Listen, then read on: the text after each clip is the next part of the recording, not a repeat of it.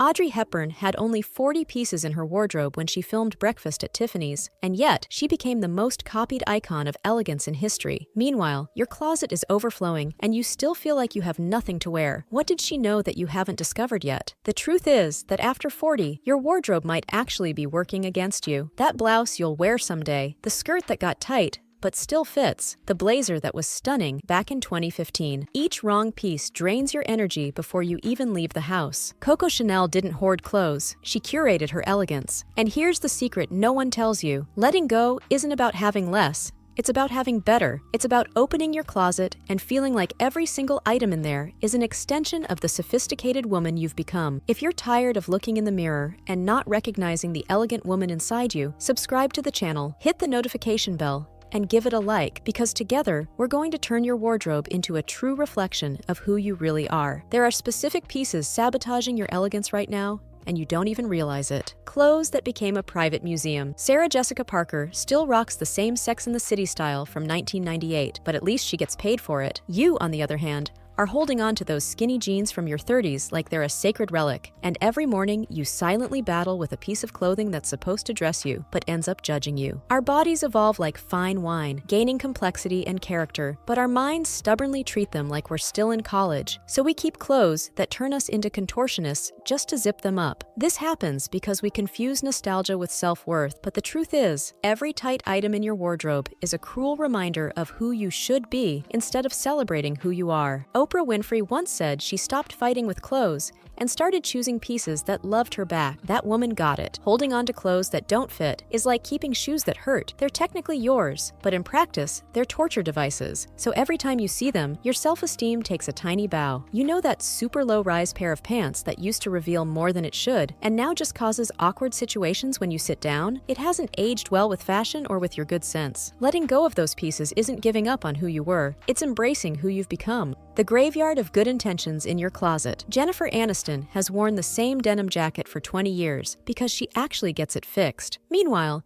you've been holding on to that blouse with the missing buttons since 2019, promising yourself you'll take care of it someday. That's because we turn our closets into storage units for abandoned projects, so each damaged piece becomes a mini courtroom where you're both the defendant and the judge. The broken zipper on that beautiful skirt isn't going to fix itself by osmosis, yet our minds operate as if positive thinking could magically regenerate fabric. Months go by, and the pile of things to fix grows like emotional debt. Martha Stewart may have time to embroider cushions and restore antique furniture, but you're not Martha Stewart. You're a real woman with a real life. Keeping broken clothes is like collecting empty promises to yourself. They have theoretical value, but in practice, they only take up space and generate guilt. Every time you see that damaged piece, it whispers, you don't even keep the promises you make to yourself. But now we reach the next category of clothes, one even more treacherous. The closet orphan. Cruella de Vil can wear anything dramatic because she's literally a cartoon villain. Her world allows it. But you've got that blazer with exaggerated shoulder pads that makes you look like a football player, or that metallic pleated skirt that reflects light like a 70s disco ball, just sitting there waiting for a styling miracle that never comes. You fell in love with those pieces in the isolation of the store, forgetting they need to play nicely with the rest of your wardrobe. So now you've got diva items that refuse to be team players. Vivienne Westwood can blend punk with haute couture because she made the rules. But when you try to wear that dress with all the strategic cutouts to the office, or the printed palazzo pants in rush hour traffic, the math just doesn't add up. Meanwhile, some pieces are timeless. Your classic white shirt goes with everything. Your tailored black trousers welcome any top. Your black midi dress adapts to sneakers or heels. And your beige cardigan harmonizes with every color. Some clothes are true team players. Others are just temperamental artists taking up prime space. Each attempt to wear these personalities turns into a frustration session where you try 15 different combinations and give up, but still keep the item because someday it'll work. The problem is, your closet isn't a museum. It should be a well-tuned orchestra. Now we arrive at the most dangerous category, the pieces that seem harmless. The private museum of the woman you used to be. Marie Kondo may have helped millions organize their homes, but I bet you still have that party dress with the tag still on for when you lose weight, hanging there since 2022, silently witnessing every unfulfilled gym promise. Or that expensive power suit you bought to feel unstoppable after a promotion that never came. Now it represents more unfulfilled professional aspirations than elegance. That's because we turn our closets into galleries of past versions of ourselves, and every unworn item becomes a quiet reminder of who we thought we'd be. You're saving that delicate silk blouse for special occasions, but real life happens between laundry, work, and grocery runs, not at imagined gala dinners. So while you preserve pieces for perfect moments, you live in the same 5 go-to outfits. That winter coat that spent the entire season hanging untouched while you wore the same old cardigan proves you barely remember what's in your closet. You keep telling yourself you'll wear that skirt next time, but special occasions don't wait for the perfect wardrobe. They happen with what you've got on hand. Queen Elizabeth II wore the same style for decades because she understood that consistency is more powerful than infinite variety. Yet you insist on keeping a historical archive of your personal evolution in prime closet space. If a piece has survived all 4 seasons without being worn, it's not clothing, it's personal archaeology. Every time you open your closet, you're visiting a museum of the woman who no longer exists, instead of dressing the woman you are today. But there's an even more insidious type of clothing than these time-worn relics: the silent hijacker of your moments. Marilyn Monroe made discomfort look sexy in that impossible dress from Gentlemen Prefer Blondes, but you're not in a 1950s rom-com. You're trying to survive a work meeting while your blouse creeps up and your skirt takes a tour of your waistline. This happens because we confuse beauty with torture and end up spending the whole day at war with clothes that turn us into hostages of our own wardrobe. Every subtle blouse adjustment is a reminder that you chose appearance over ease. But here's the inconvenient truth: elegance should never come with survival instructions. While you're trying to look sophisticated, your mind is too busy managing discomfort to enjoy the moment. There's a big difference between the top that needs constant fixing and the flowy viscose blouse you forget you're even wearing, or the skirt that's constantly shifting versus the A-line skirt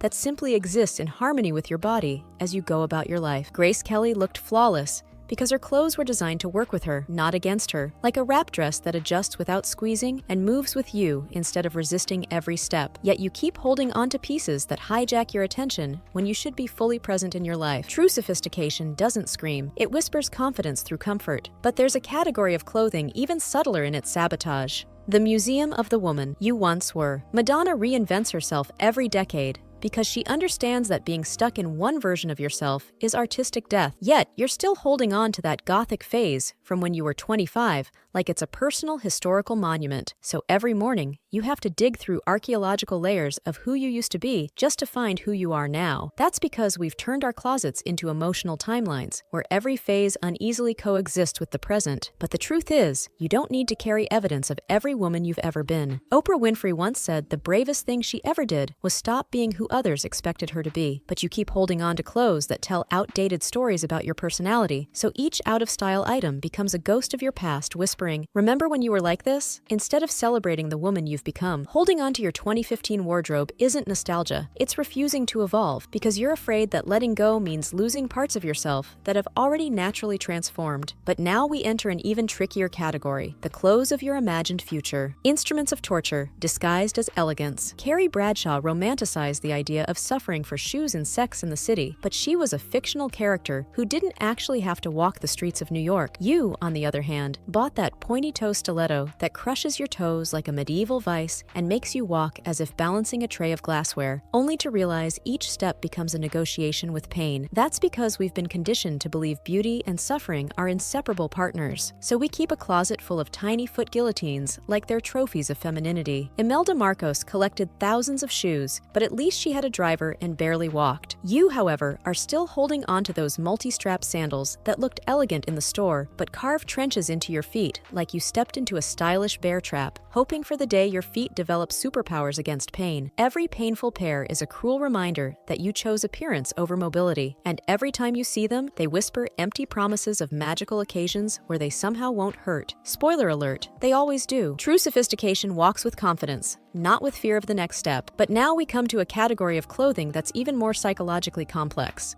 the wardrobe furniture. Victoria Beckham never wears anything that doesn't make her feel powerful because she understands that clothes are statements, not body wallpaper. Yet, you're still hanging on to that beige blouse you neither love nor hate. It simply exists, like human wallpaper. That's because we've accepted neutrality as safety, and so we fill our closets with meat pieces that dilute who we are. But the truth is, wearable mediocrity is the silent killer of personality. Every morning you reach for these emotionless items because they're practical, but Anna Wintour didn't build a fashion empire wearing clothes that left her indifferent. She knew every outfit was a chance to declare who she was. So when you wear something that evokes no feeling at all, you're spending 8 hours of your day as a faded version of yourself. Clothes that don't make you feel anything are the true energy thieves of your wardrobe. Every item you let go of carries a version of you that has already served its purpose. And that's beautiful, not tragic. Letting go of that "when I lose weight" dress or the blouse that survived 3 job changes isn't losing memories. It's making space for the woman you're becoming now. Your wardrobe should be your most reliable ally, not a daily courtroom where you're judged by past decisions. When you open those doors,